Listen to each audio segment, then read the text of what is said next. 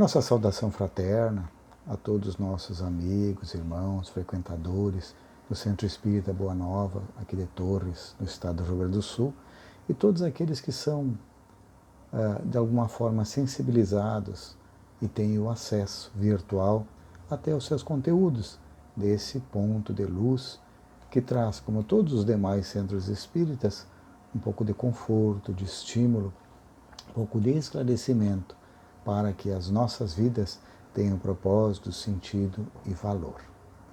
Eu me chamo Antônio Nascimento, sou colaborador da Sociedade Espírita Caridade e Fé aqui em Porto Alegre.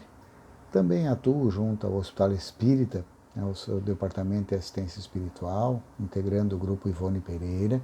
E na nossa Federação Espírita do Estado do Rio Grande do Sul, nós estamos sob a responsabilidade da vice-presidência doutrinária na atual gestão, que vai até o final de 2021. Pois bem, meus amigos, para que nós possamos introduzir a temática de hoje, a união dos espíritas e em tempos de transição planetária, nós gostaríamos primeiro de nos valer do Caminho, Verdade e Vida, essa série, lançada pelo nosso espírito Emmanuel, através do Chico Xavier, e que se constitui pela FEB na coleção Fonte Viva. São 5 pequenos livros com mensagens selecionadas muito significativas desse benfeitor espiritual. E no Fonte Viva, no capítulo 102, ele nos traz o seguinte: o cristão e o mundo. Primeiro a erva, depois a espiga e, por último, o grão cheio na espiga. Jesus, Marcos 4, 28. Ninguém julgue fácil a aquisição de um título referente à elevação espiritual. O mestre recorreu sabiamente aos símbolos vivos da natureza, favorecendo-nos a compreensão. A erva está longe da espiga, como a espiga permanece distanciada dos grãos maduros. Neste capítulo, o mais forte adversário da alma que deseja seguir o Salvador é o próprio mundo. Quando o homem comum descansa nas vulgaridades e inutilidades da existência terrestre, ninguém lhe examina os passos. Suas atitudes não interessam a quem quer que seja. Todavia, surgindo-lhe no coração a erva tenra da fé retificadora, sua vida passa a constituir objeto de curiosidade para a multidão. Milhares de olhos que não o viram quando desviado na ignorância e na indiferença, seguem-lhe agora os gestos mínimos com acentuada vigilância. O pobre aspirante ao título de discípulo do Senhor ainda não passa de folhagem promissora e já lhe reclamam espigas das obras celestes. Conserva-se ainda longe da primeira penugem das asas espirituais e já se lhe exigem voos supremos sobre as misérias humanas. Muitos aprendizes desanimam e voltam para o lodo, onde os companheiros não os vejam. Esquece-se o mundo de que essas almas ansiosas ainda se acham nas primeiras esperanças e por isso mesmo em disputas mais ásperas por rebentar o casulo das paixões inferiores na inspiração de subir. Dentro da velha ignorância que lhe é característica, a multidão só entende o homem na animalidade em que se compraz, ou então, se o companheiro pretende elevar-se, lhe exige de pronto credenciais positivas do céu, olvidando que ninguém pode trair o tempo ou enganar o espírito de sequência da natureza. Resta ao cristão cultivar seus propósitos sublimes e ouvir o mestre.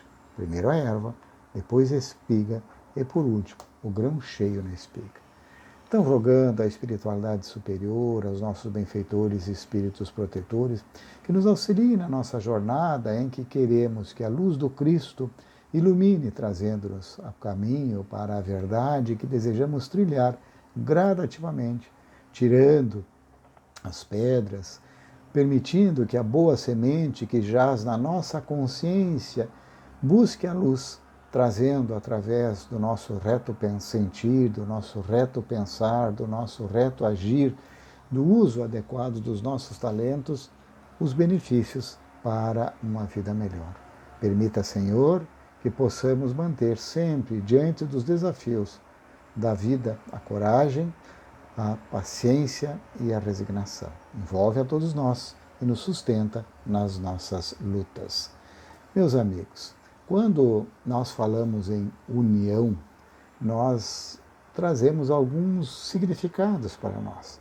União significa harmonia, significa encontro, significa comunhão, significa paz, significa conciliação, significa uma combinação, significa concórdia, conjunção, significa convergência, confluência, harmonização, afluência e adesão.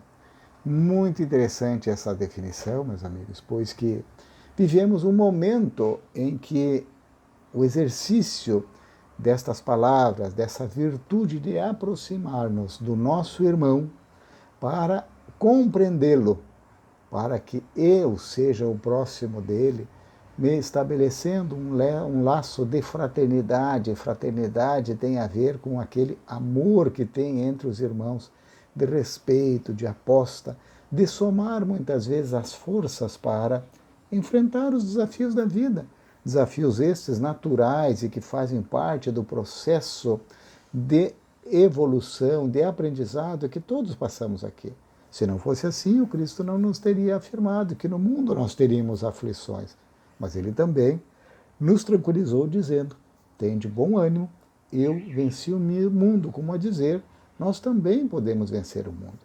É Mateus, no capítulo 24, entre o versículo 6º e 8º, que nos traz um alerta que tem uma certa consonância com os tempos que nós vivemos atuais. Também ouvireis falar de guerra e de rumores de guerra.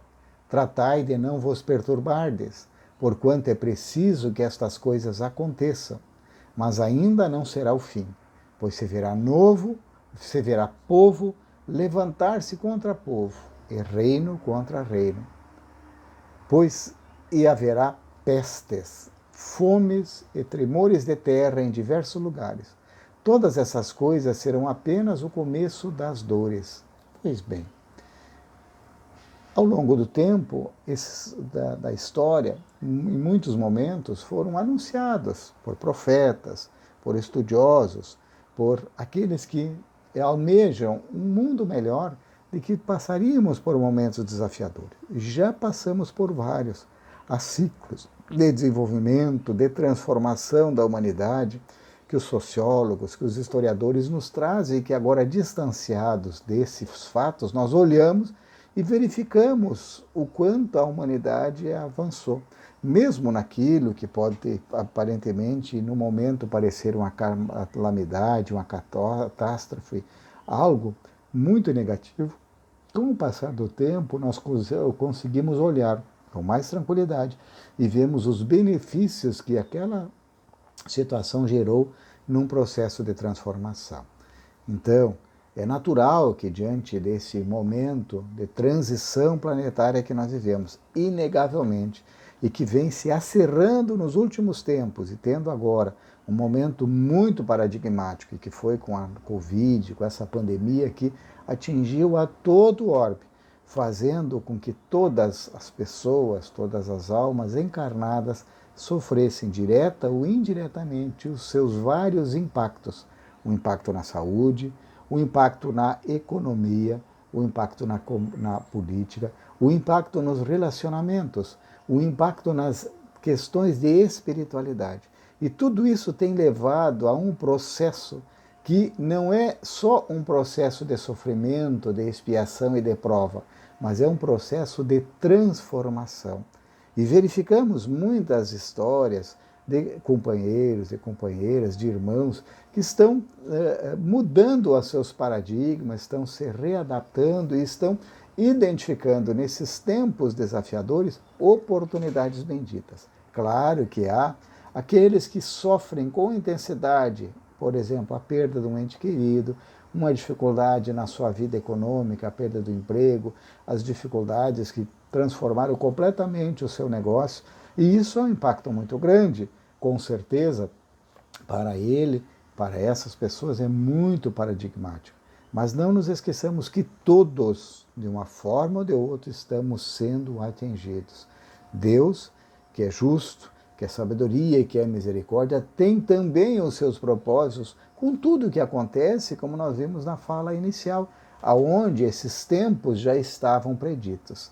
Mas será que poderemos ter um caminho para esta transição, um caminho para uma era nova, para um mundo regenerado, efetivamente? Né? Então, Kardec teve a oportunidade de perguntar aos benfeitores e amigos se o reino do bem poderá implantar-se algum dia na Terra. E a resposta ela é também muito sugestiva para nós. E verifiquemos bem. O bem reinará na Terra quando entre os espíritos que a vêm habitar, os bons predominarem. Porque então farão que aí reinem o amor e a justiça, que é a fonte do bem e da felicidade. É pelo progresso moral e pela prática das leis de Deus que o homem atrairá para a terra os espíritos bons e dela afastará os maus. Verifiquemos bem que estes, porém, só a deixarão quando o homem tiver banido daí o orgulho e o egoísmo. Tá? Ele é bem interessante, Kardec vai além, continua perguntando. O que a doutrina espírita poderá dizer a respeito do fim dos tempos? Isto é, como ocorrerá a transformação do planeta de provas e expiação em planeta de regeneração? E a resposta, mais uma vez, nos dá um caminho muito seguro, através da busca da espiritualização, da superação das dores e construção de uma nova sociedade. A humanidade caminha para a regeneração das consciências. Cabe a cada um longa e árdua tarefa de ascensão. Trabalho e amor ao próximo com Jesus, este o caminho. Verificamos então que quando Kardec fala que em A Gênese, que os tempos são chegados, né, eles dizem-nos, segundo Kardec, de todas as partes que são chegados os tempos marcados por Deus, em que grandes acontecimentos se vão dar para a regeneração da humanidade, quando é corroborado por São Luís no Livro dos Espíritos, que alerta aos homens também, aproximai-vos do momento em que se dará a transformação da humanidade, transformação que foi predita e cuja chegada é acelerada por todos os homens que auxiliam no progresso. Então, meus amigos, o que nós verificamos? Esta situação, esse momento de transição e todos os fatos que emergem com tanta intensidade e geram conflitos, geram desafios, são situações de um processo natural da evolução espiritual do nosso planeta Terra. Lá no capítulo 20, no item 5º, quando, no capítulo 20, os trabalhadores da última hora, e no item 5º, quando é abordado a respeito dos obreiros do Senhor, nós vamos identificar, e esperamos que muitos de nós nos identifiquemos com essa disposição de sermos os obreiros do Senhor, para que, efetivamente, sustentemos as bases desse mundo regenerado, desse mundo melhor. E aí, trazendo os conceitos que nós identificamos da palavra união, nós verificamos a aproximação, nós identificamos entendimento, nós identificamos somatório dos esforços, nós identificamos apoio mútuo, nós identificamos, numa palavra, caridade, que conforme a 886 segundo a resposta à questão 886 do Livro dos Espíritos, a verdadeira caridade, como a entendia Jesus, é benevolência para com todos. Fazer o bem dentro do possível, buscar ações do bem e identificar também os esforços que o outro está fazendo para o bem. Indulgência, quer dizer, eu tenho minhas limitações, assim como o outro também tem. Eu não sou perfeito, o outro também não é, mas o importante é que, conforme também a questão 1009, gravitar para a unidade divina é o nosso grande propósito, é o nosso grande chamado. E quando nós aproximamos-nos de Deus, nós pensamos dele, nós entramos em sintonia. Isso é um processo de prece. E esta prece, aproximar de Deus, é entender as suas leis, é fazer a vontade do meu Pai que está nos céus. Por isso, indulgência. Eu não posso exigir do outro além do que eu exijo de mim mesmo. E se eu quero o auxiliar, é importante que eu o auxilie da melhor forma possível. Emmanuel nos fala da dificuldade do cristão quando tem bons propósitos, que ele é cobrado, que ele é muitas vezes atacado. Não tenhamos receio.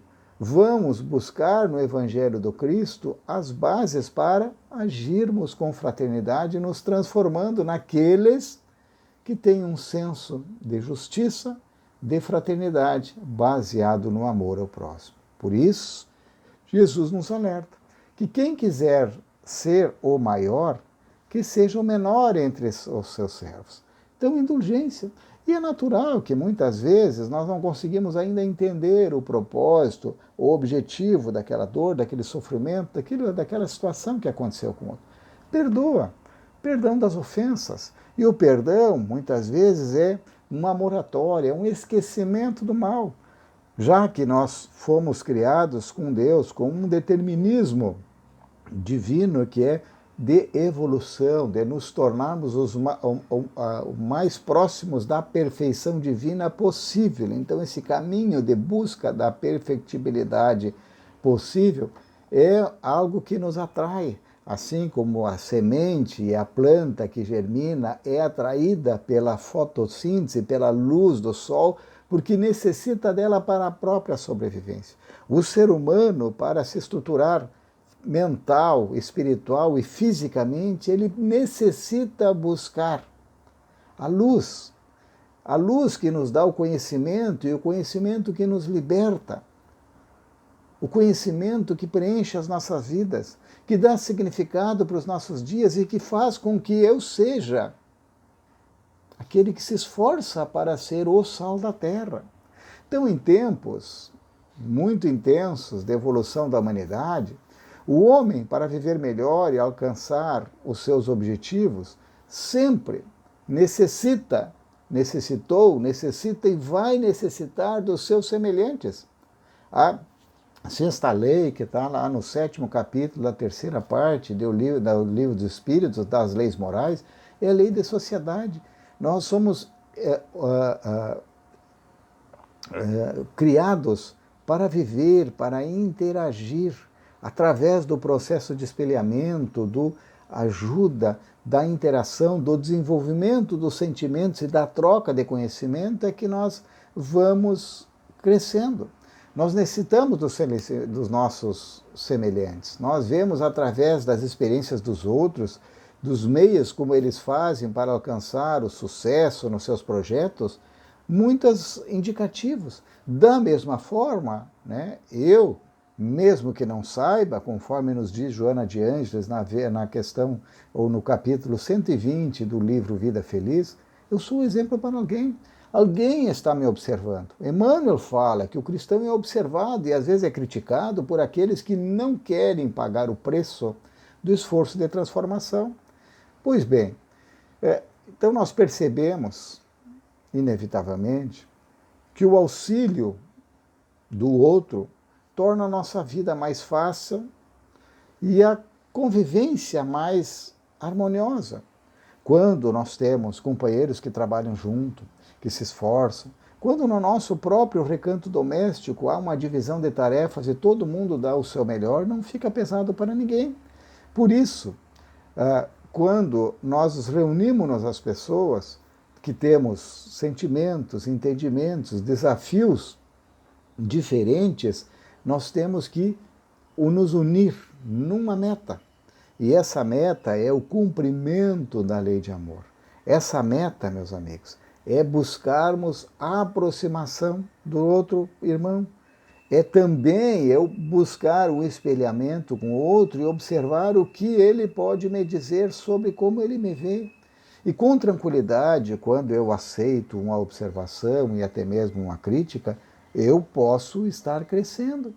Porque conforme nos diz Santo Agostinho, quando eu faço a reflexão ao final do dia, na questão lá 919, né, eu vejo, posso observar o bem que eu não pude fazer naquele dia. Tá? Posso observar o bem que eu fiz e continuar, né? Mas eu também posso, às vezes, não identificar os propósitos que movem as minhas ações. Né? Às vezes eu tenho justificativas, às vezes eu nego algumas situações, às vezes eu puxo, como diz o gaúcho, a brasa para o meu assado. Mas, eventualmente, aquele irmão que está conosco, ele vai nos observar e vai ter a palavra adequada e o momento adequado para dialogar e para fazer as suas sugestões, aonde ele identifica ainda sombras e que eu posso melhorar. Se for um amigo próximo, querido e que tem empatia, ele vai, né, mesmo quando falam a verdade, e a verdade pode ser amarga, ele vai colocá-la de tal forma que ela venha com algo que o a adocique, não a substitua, não a mude, mas que a torne mais palatável, mais absorvível. Já o nosso inimigo, às vezes ele tem o objetivo único de nos destruir, por isso ele às vezes coloca ácido junto, né? Faz parte ainda da nossa natureza. Para que a gente possa, então, ainda trabalhar em grupos que devemos embasar as nossas atitudes por um sentimento de fraternidade, isso demora um pouco. Por quê? Porque eu preciso ter liberdade de pensamento, de opiniões, para que a gente possa ter uma convivência saudável. Né? A união, não nos esqueçamos, é uma força soberana que baixa a terra. A fraternidade é a simpatia da união. A união é um impositivo, nós temos que nos unir, nós não podemos viver isolado, nós não conseguimos fazer muitas coisas sozinhos, ninguém consegue. Né? Agora, quando eu coloco nesse processo de união, de aproximação, a fraternidade, essa simpatia, esta benevolência, essa indulgência e essa capacidade de perdoar eventualmente as ofensas, tudo se torna mais fácil. Então nós precisamos ser unidos para sermos fortes.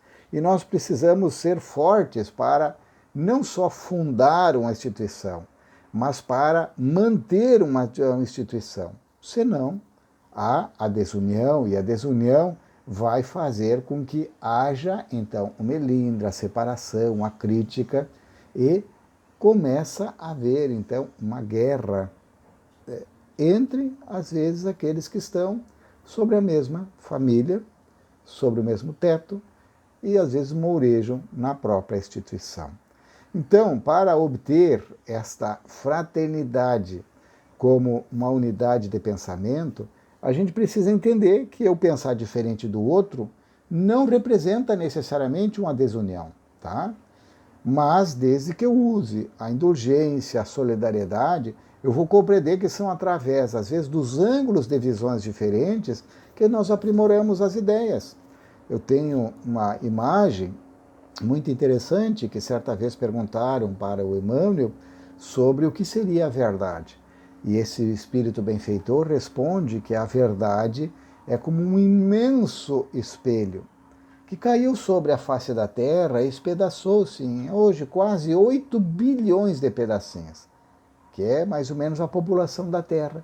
Cada um dos seus habitantes recolheu um pedaço desse espelho e enxerga por aquele prisma, que tem os limites.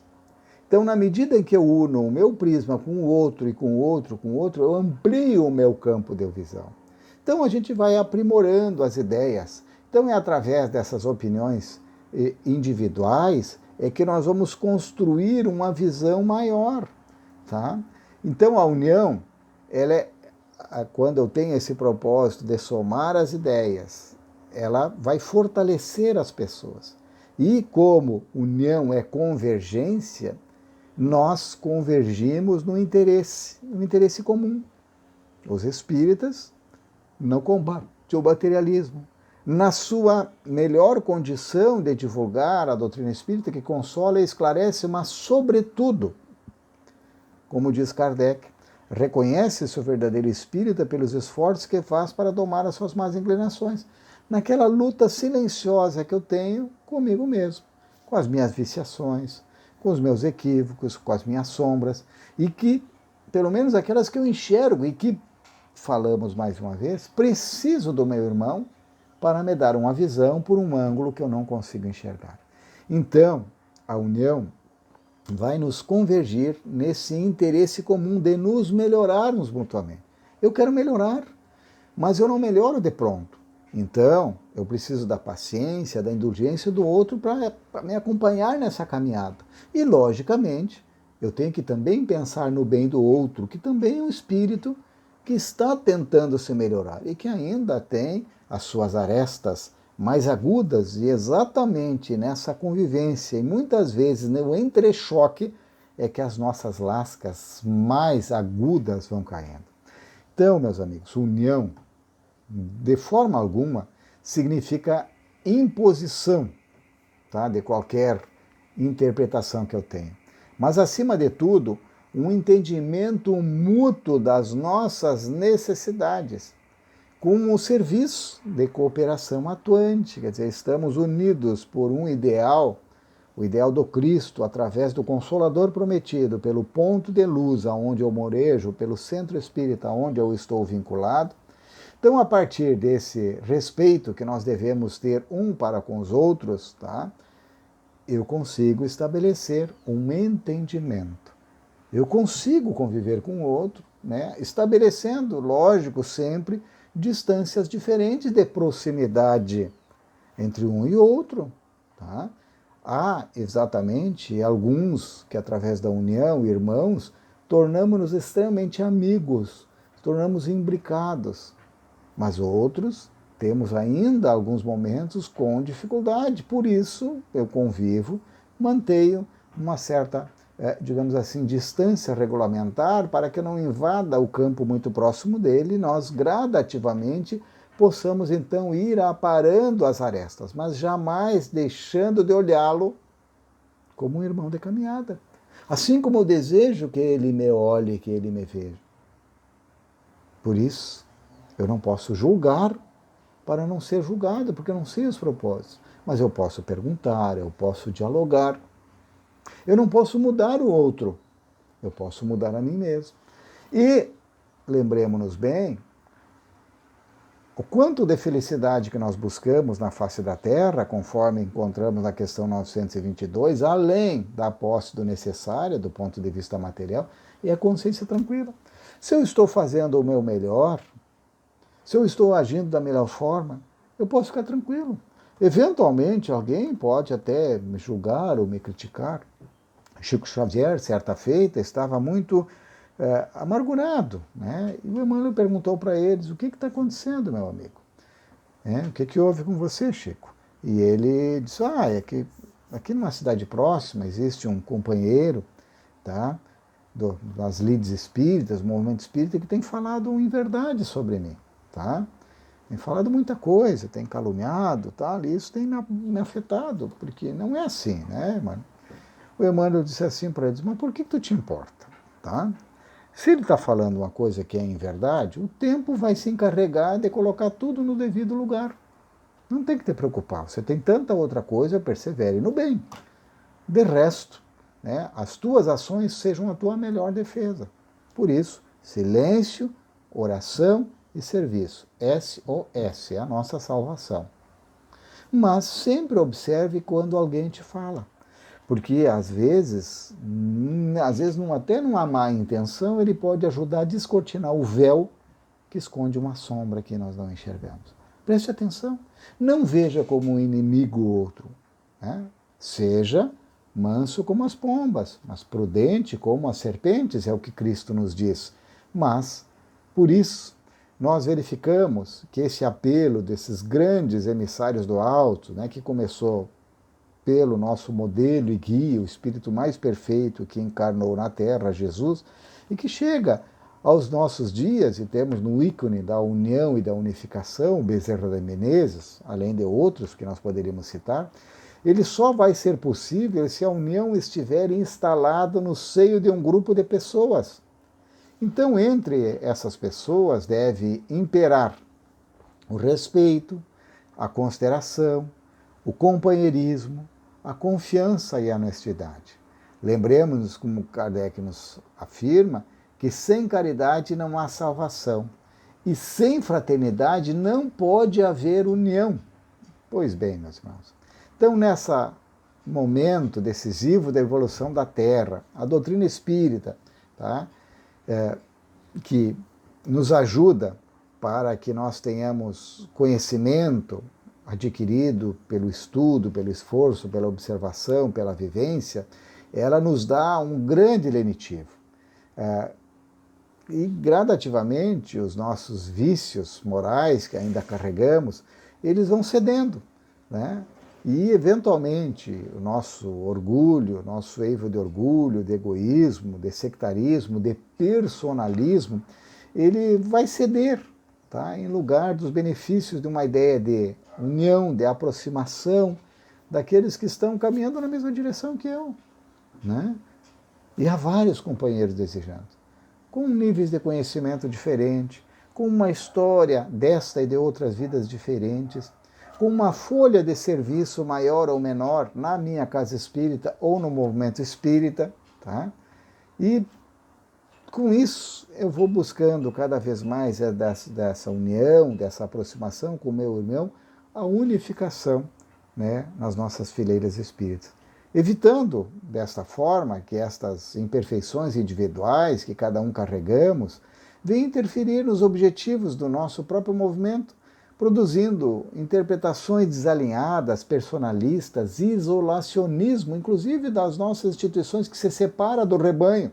Não, vamos continuar, né? Muitas vezes o que acontece, no fundo disso, está um desejo de poder, do ter, da disputa, da imposição de ideias, até de diretrizes, de sofismas, né? Que são entraves, infelizmente, que são danosos ao nosso processo de evolução pessoal, de união dos espíritos e até da unificação, que muitas vezes passam desapercebidos, né? Sem uma análise, e corroem os sentimentos daqueles mais simples por isso. Então, em decorrência desses nossos diversos níveis de consciência, o entendimento dos objetivos de união e de unificação nem sempre é compreendido pelos espíritas que estão engajados nas instituições, onde, na maioria das vezes, ainda a gente vê situações de afastamento, né? Não diria a maioria, na verdade, né? Cada vez a gente vê menos, felizmente, e às vezes, né, imposição de ideias individualizadas, disciplinadoras, né, que elas não resistem a um simples exame, né, do nosso estatuto maior, que é a lei de amor, né? Amar a Deus sobre todas as coisas e ao próximo como a si mesmo. E ainda fala aos iniciados, amar ao próximo como eu vos amei, né? Porque eventualmente até a interpretação de amor eu posso distorcer, a minha, mas a do Cristo não. A do Cristo é inequívoca e nós temos diversas passagens que nos demonstram isso. Por isso, não nos é lícito impor a proposta libertadora ou não nos compete também violentar nenhuma consciência alguma, né? Jesus não fez isso. Temos uma livre determinação individual. Cada um entende, escolhe quando e como vai atender a este chamado divino desta atração para a unidade divina. Por isso, meus amigos, que todos aqueles que nós temos essa determinação para trazermos a união, né, ou eventualmente aqueles que foram eleitos, né, líderes, né, pelos seus companheiros, ou se elegeram pela sua vontade de servir por si mesmo, né, nós devemos afastar de nós qualquer presunção, qualquer forma de soberba, tá? E sempre pautar os nossos pensamentos, as nossas ações, né, com o nosso Consolador prometido, com as leis morais que encontramos na terceira parte, com o Evangelho do Cristo, né, e com a lei de amor. Não nos esquecendo, né, de todos os companheiros que frequentam a casa espírita, tá? Inclusive, né, daqueles que se apresentam aparentemente numa situação de mais simplicidades, né? Que Jesus falou dos pobres de espíritos, tá? Que são simples e puros de coração. Por isso não há elitismo, não há importância de títulos, de recursos, de condição social, porque quando nós valorizamos isso, com certeza vai escassear o amor, a compaixão e a caridade. E, naturalmente, vai criar, então, julgamentos e críticas. Não. A união e a unificação só vai ser concretizada se a união dos diversos grupos de pessoas, né, de trabalhadores, de frequentadores, que tenham por bases virtudes que atendam ao objetivo coletivo e ao bem comum, conforme nos explicou Kardec. Um dos maiores obstáculos capaz de retardar a propagação da doutrina espírita seria a falta de unidade, de união dos espíritas, e que somente do conjunto e da comparação de todos os resultados parciais da aceitação, da interação, pode resultar a unificação, essa unidade. Então, a união dos grupos, dos centros ou sociedades espíritas, que preservando a sua autonomia e liberdade de ação, conjugam esforços e somos experiências objetivando o mesmo fim.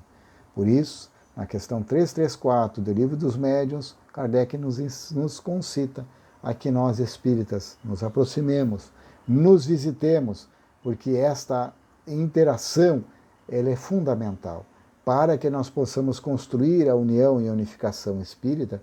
Os centros espíritas e os seus trabalhadores que se acharem penetrados do verdadeiro espírito do espiritismo deverão estender as mãos uns aos outros fraternalmente e unir-se para combater os inimigos comuns, o materialismo, a incredulidade e, inclusive, o fanatismo. Para tanto, Bezerra de Menezes nos ensina que é indispensável manter o espiritismo qual foi entregue pelos mensageiros divinos a Allan Kardec, sem personalismos deprimentes, sem pruridos de conquista a poderes terrestres transitórios. Para isso, nós precisamos continuamente nos analisar, corrigir as nossas posturas, tendo o entendimento e a compreensão do que é difundido e estando sempre a nossa agir, o nosso pensar, o nosso falar em harmonias com as diretrizes da lei de amor e as diretrizes de unificação que emanam da nossa doutrina espírita. Estamos numa nova era e nesse momento essa adesão comprovando a unidade de princípios será além do mais o laço que unirá os adeptos numa grande família, sem distinção de nacionalidades, sob o império de uma mesma fé, de uma comunhão de pensamentos, de modos a ver e de mesmas aspirações. Então, meus amigos, para finalizar, atendendo à nossa programação evolutiva no nosso planeta Terra, auxiliando-nos com o esforço auto-iluminativo e muitos de nós já conscientes da força da doutrina espírita, da razão e do amor de Jesus e de Kardec, nós nos sentimos, ou devemos entender que temos esse direito e esse chamado para nos sentir os trabalhadores da última hora.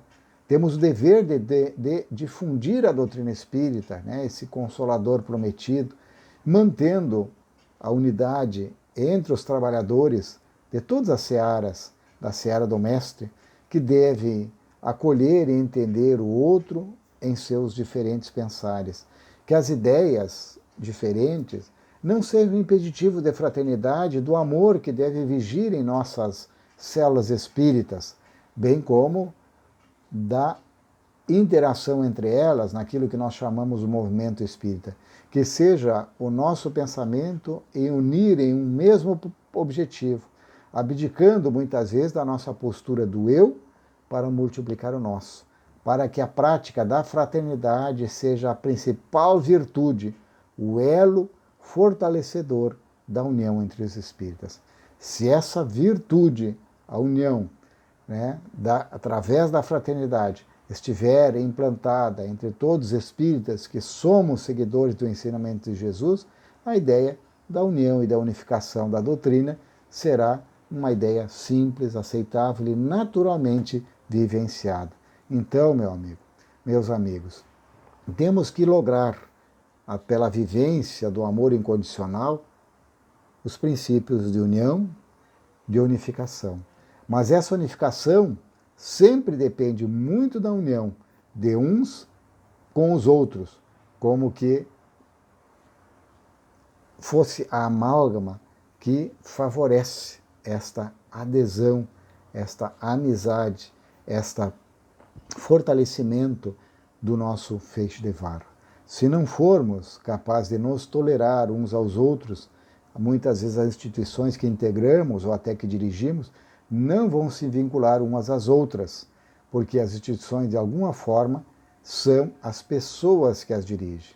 Lembrando mais uma vez, quem quiser ser o maior, que seja o menor entre os servos. Então, que os benfeitores amigos possam envolver os nossos corações, fazendo com que cada vez mais os princípios de aproximação do nosso irmão, do nosso companheiro espírita, seja natural e seja uma necessidade para que eu possa efetivamente me sentir cada vez mais pleno e feliz, porque eu estou vivendo a mensagem do Cristo. Obrigado, mestre amado, obrigado a todos pela oportunidade. Fiquemos em paz.